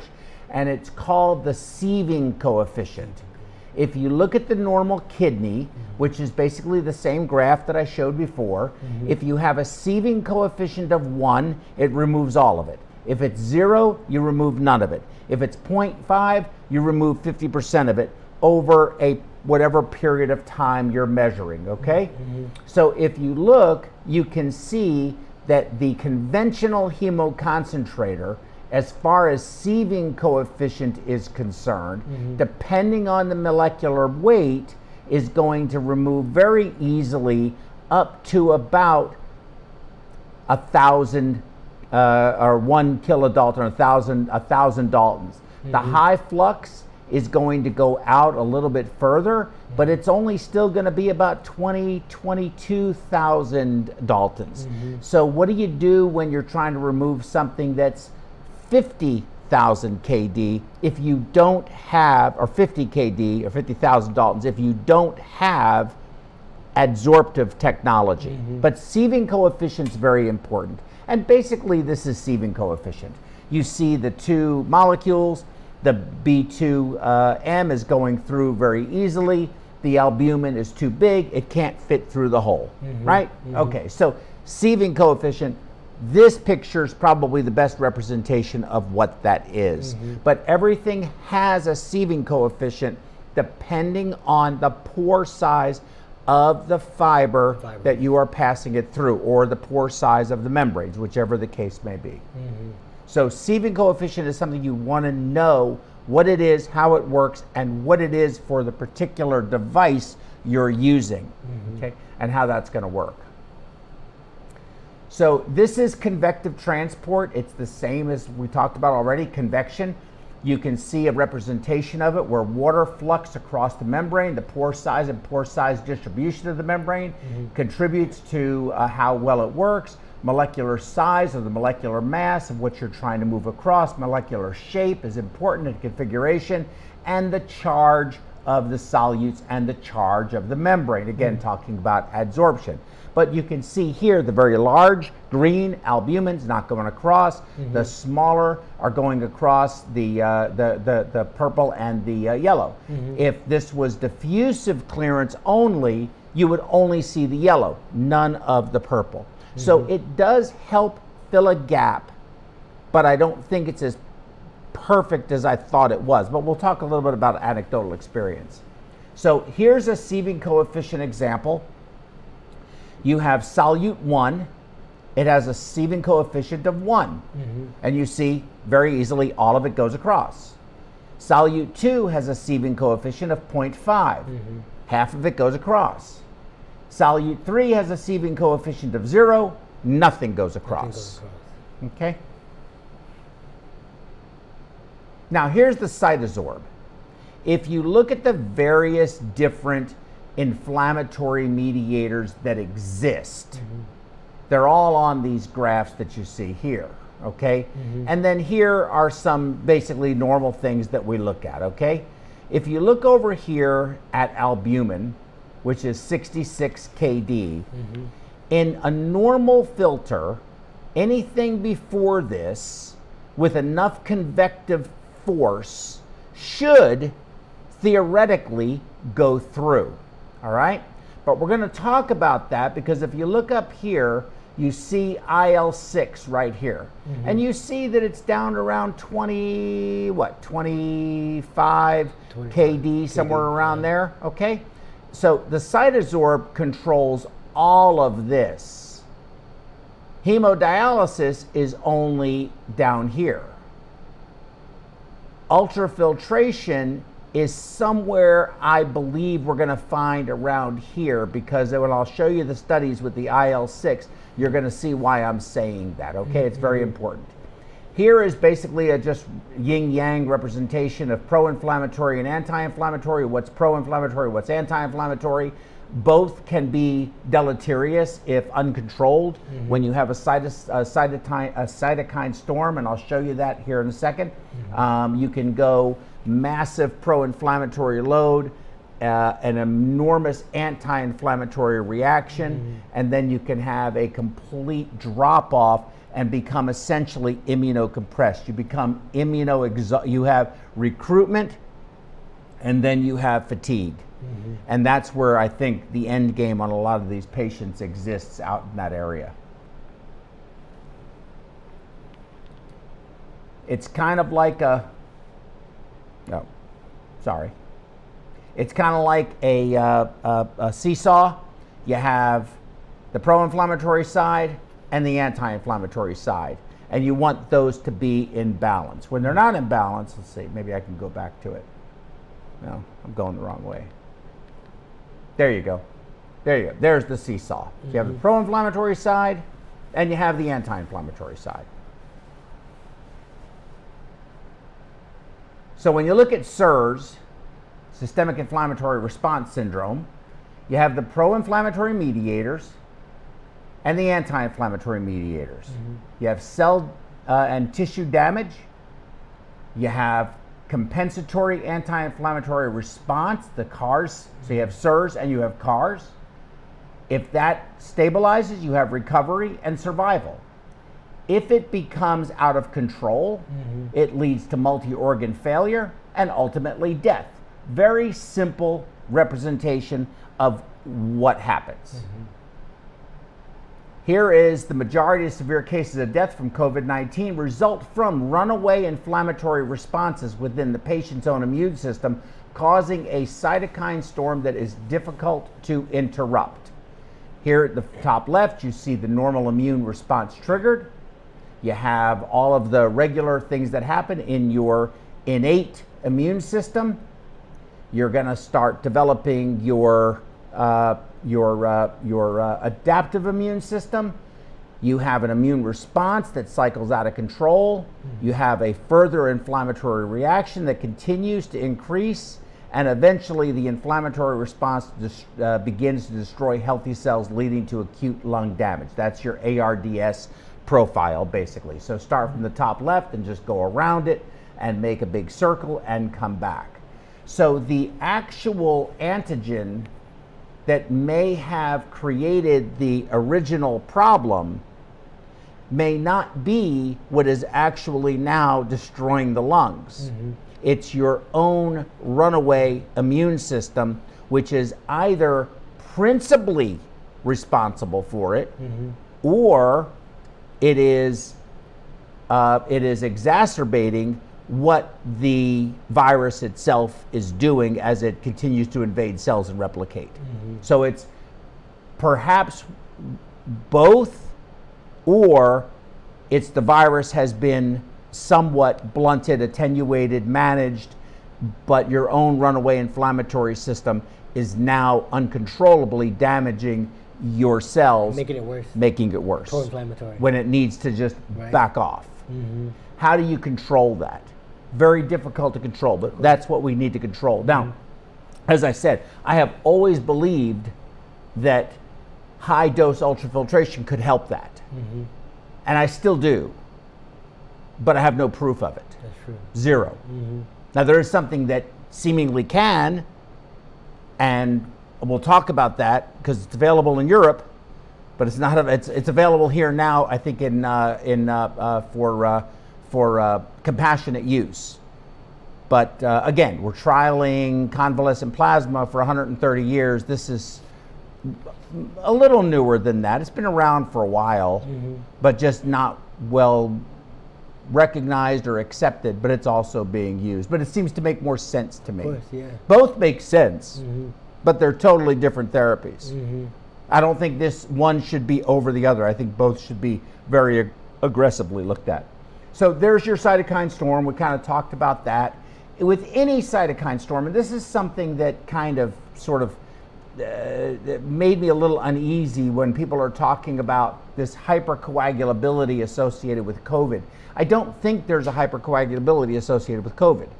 I think there's a hypercoagulability associated with cytokine storms. We've known that for years. So I think that is the reason we're seeing that. But anyway, you see what I've talked about already, the immune paralysis. When that occurs, you're really in a lot of trouble. Renal failure is a big problem. Clotting is an issue with cytokine storm going into DIC, shock. inflammation, organ failure, and of course increased risk of infection when you do get to the immune paralysis state. Mm-hmm. Now you're immunocompromised, so you're just open to anything at that point in time. Mm-hmm. I think that when you look at the process, you're going to have decreased DO2. ECMO makes sense. Mm-hmm. You're going to have certainly acute kidney injury. You're going to have major fluid imbalances. You're going to have, with cytokine storm, hypercoagulability, which you can be treated with anticoagulation, appropriate anticoagulation. So I think that we are just too slow to aggressively treat some of these patients. Now I understand you can't pick the ones that are going to do it. I mean, you can't always, and sometimes you just think they're not going to and they do, and you got behind the 8 ball. And that happens, and I recognize that and respect that. But I just don't think we're aggressive enough sometimes. I don't know, what do you think? I mean, I agree. I think that, we've waited too long to take a look at these different type of strategies on attacking this, this virus. And, maybe they should have been a little bit more aggressive and maybe look more into the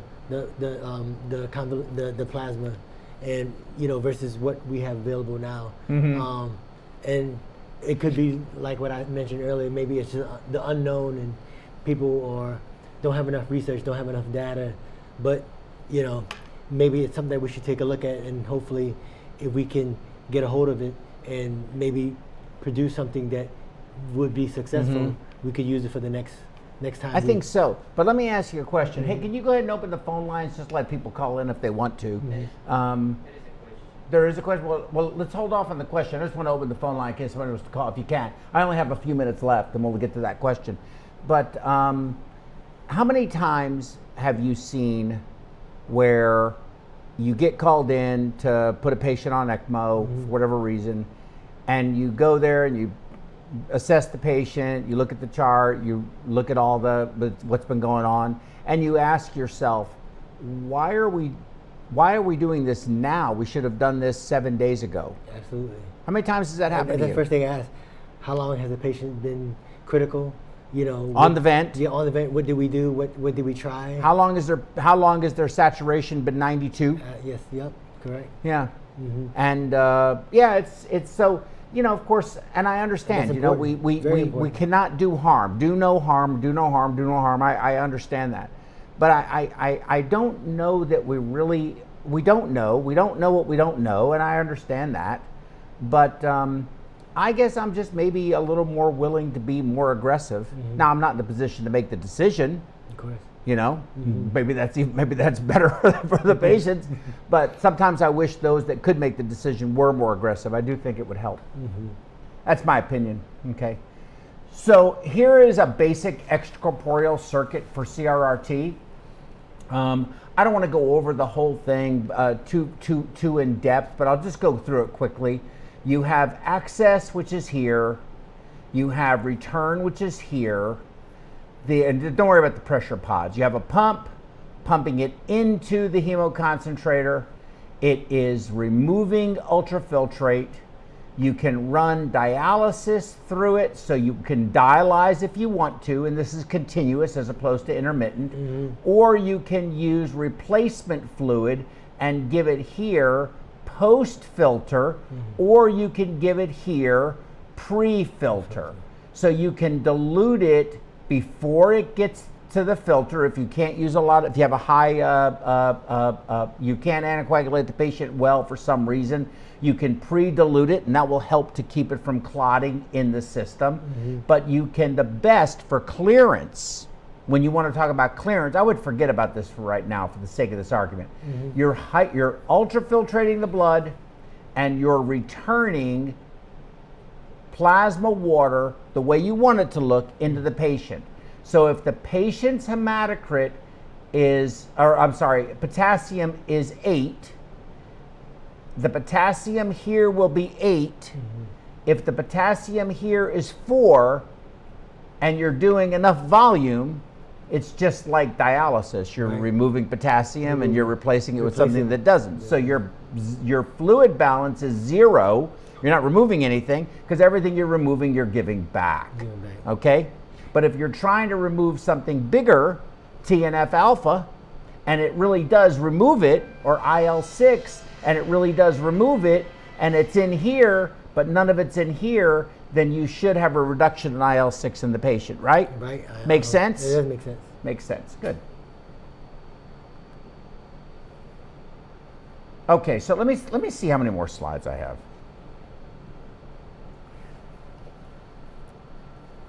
I have a lot more slides. Okay, so I'm gonna stop here. I'm gonna do a part 2. How do you feel about this?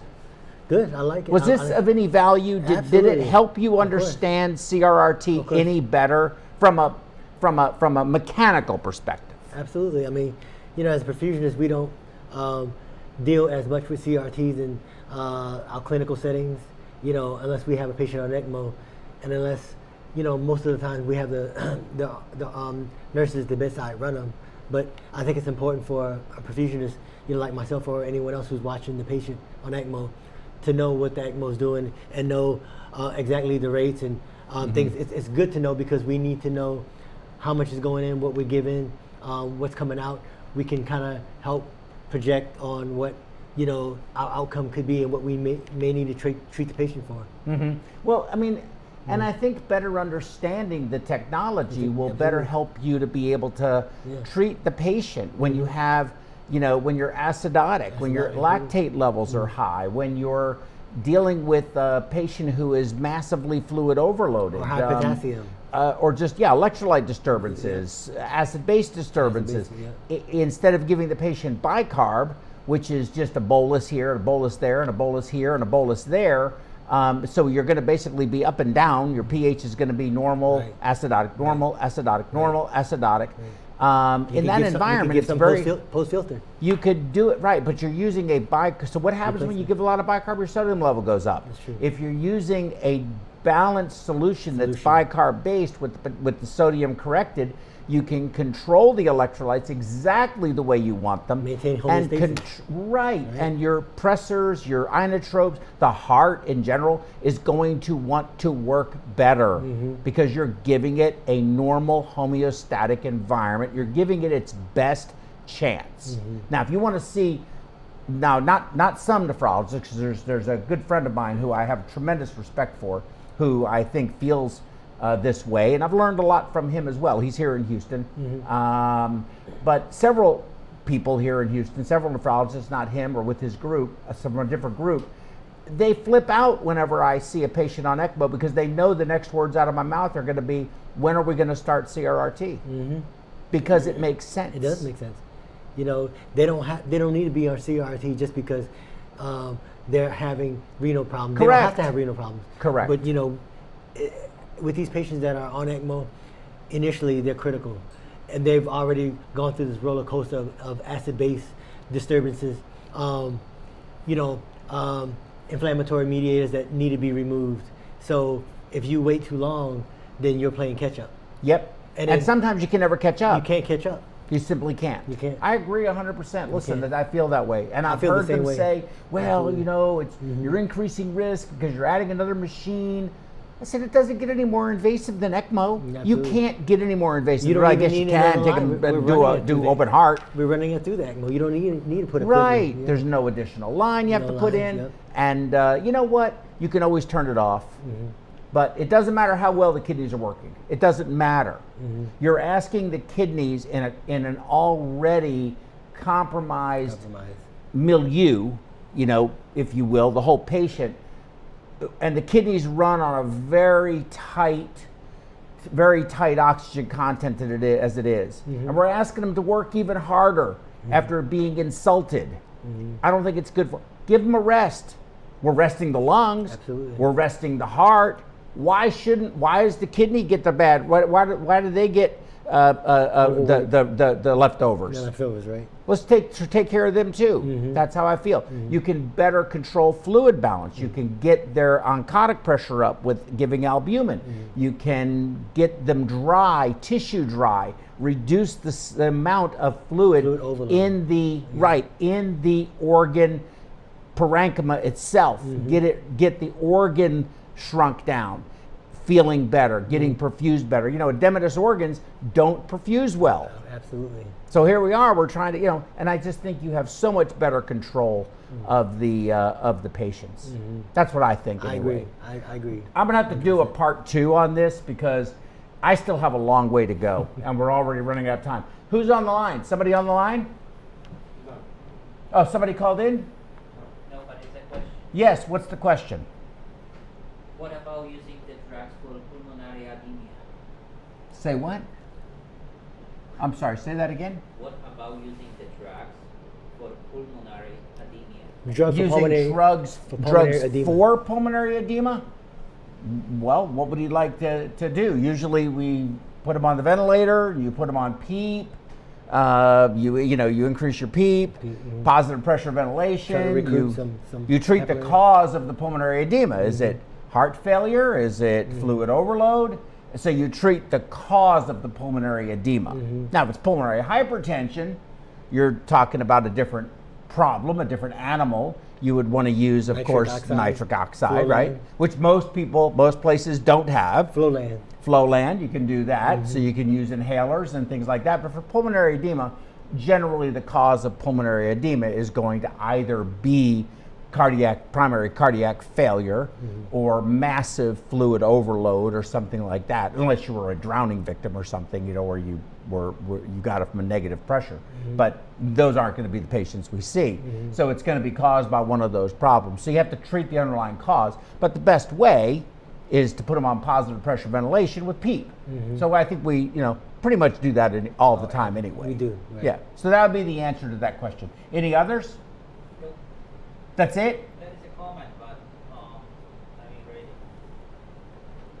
Somebody absolutely right.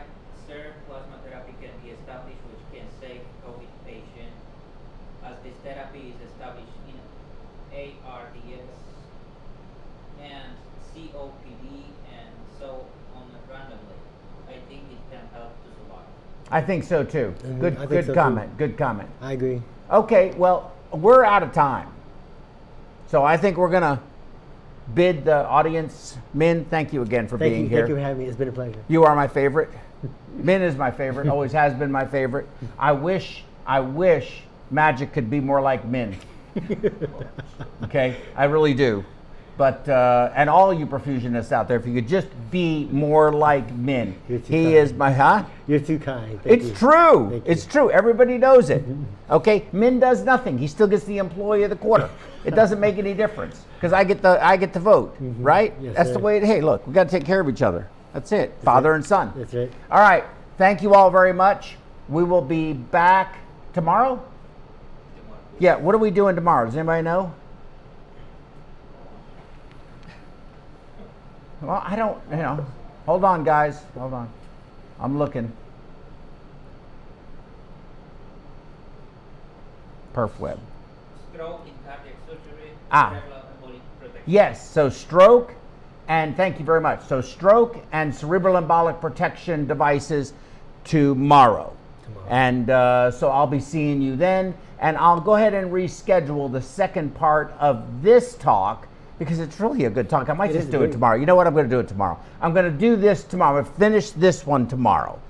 That's what I'm going to do. You don't have to come. That's a good idea. Yeah, but I think so because I'm not done with it, and there's some really good points. But I don't want to sit here and do this until 9 o'clock tonight. Nobody's going to be there listening to me. Okay, it's just I'm talking to a red light on the camera. Okay, so I can't help but thank all of you. I never thank you enough. We appreciate you. Thanks for being here. Thanks for joining. Thanks for participating. Thank you for your very kind comments and your good questions. All of those are important for everybody. And we will see you tomorrow, same time, same station. Thank you. Mixed cannulae, expanding performance standards. High performance cannulae for direct and femoral cannulation in minimally invasive cardiac surgery. LivaNova's complete range of mixed dedicated products allow easy and reproducible procedures. The portfolio includes the sutureless aortic valve Percival, Memo 4D for mitral valve repair, the heart-length system for assisting the perfusionist in applying goal-directed perfusion therapy, and a broad choice of high-performance dedicated cannulae. LivaNova's range of cannulae suit every cannulation technique for minimally invasive cardiac surgery. Venous and arterial femoral cannulation can be performed using the WRAP venous cannula and the EasyFlow Duo. For arterial direct and venous femoral cannulation, the EasyFlow aortic cannula and the WRAP are available. For venous femoral access, the LivaNova WRAP cannula features a dual-stage configuration for optimal drainage of the inferior and superior vena cava without interfering with the right atrium. The high-flow dynamics of WRAP improves the capability of drainage with a low pressure drop. An optional Sellinger dilator kit is available to perform percutaneous insertion. The LivaNova EasyFlow Duo cannula is designed for a safe and smooth femoral arterial cannulation. Its conical dispersion tip design allows a more gentle flow in the femoral artery, and its red cap avoids blood backflow during obturator removal. A dilator kit for percutaneous insertion is also included with the cannula. EasyFlow cannulae are designed for safe, reproducible, direct aortic cannulation and include a malleable stylet to aid cannulation insertion, facilitating bloodless introduction into the aortic arch, as well as a special conical dispersion tip for a more gentle flow in the vessel to reduce shear stress.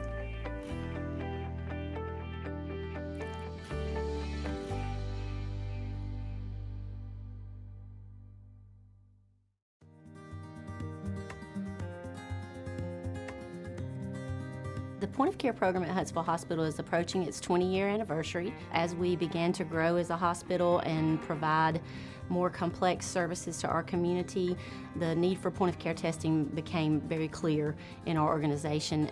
Many of our departments consider the EPOC device to be crucial to their ability to quickly move their patients from entry to the hospital to procedural room. It helps them monitor the patient's status during their procedures and post-procedure, so it's very integrated into our entire continuum of patient care. If you have any patient population where blood management is crucial, then a point-of-care device is very useful in those types of settings. It can provide a quick result on a very small amount of blood, and that is really important in some of our patient population. We are starting a new process where we're going to screen our patients on the floor for sepsis. The patient can look and actually feel okay.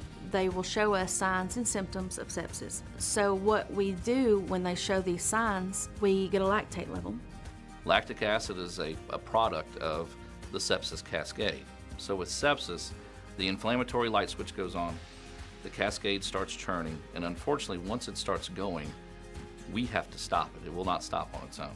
The faster the lab draw, the faster the lab results, the faster you can act on it. The process in the lab is what the process is. It just takes a certain amount of time for the instruments to run those tests. I mean, we're talking 30 minutes even on a stat because that's the process. That's just how long it takes. There's not really anything you can do about that. For every hour you wait to give an antibiotic, the mortality for that patient increases 8%.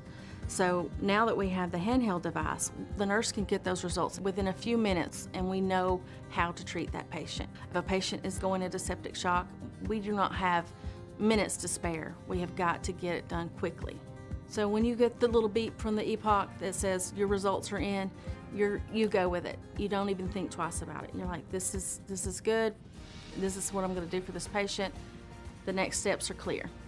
I think our mortality on the initial floors dropped by almost 50% in the first 3 to 6 months. At this point, we're about hospital-wide. I think we'll be hospital-wide another 2 to 4 months. So this has become a huge program within our system. Without the EPOC device, it would really be hard for us to get everything done in the timely manner. So it's really helped us to get our program going. I mean, whether you're a surgeon, whether you're a medicine doctor, whether you're a dermatologist, you want to be able to do things in a timely fashion so that you can be most effective. This really makes a difference in patient outcomes.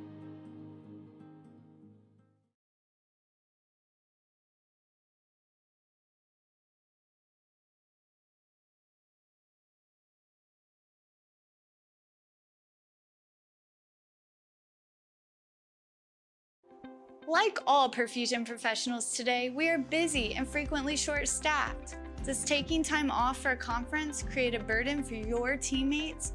Has reimbursement for your continuing education dropped? Have you priced the cost of going to a meeting lately? Registration fees, airfare, transportation and parking, hotel, and meals out? This totals up to having an out-of-pocket expense of over $2,500. And then you hope the content is good. Perfusion Education has heard your concerns. They have a simple and seamless system that works on any platform, computer, tablet, or even your phone. You can chat during the program or even phone in and be live on the air. The content, second to none. Perfusion Education is by perfusionists and for perfusionists.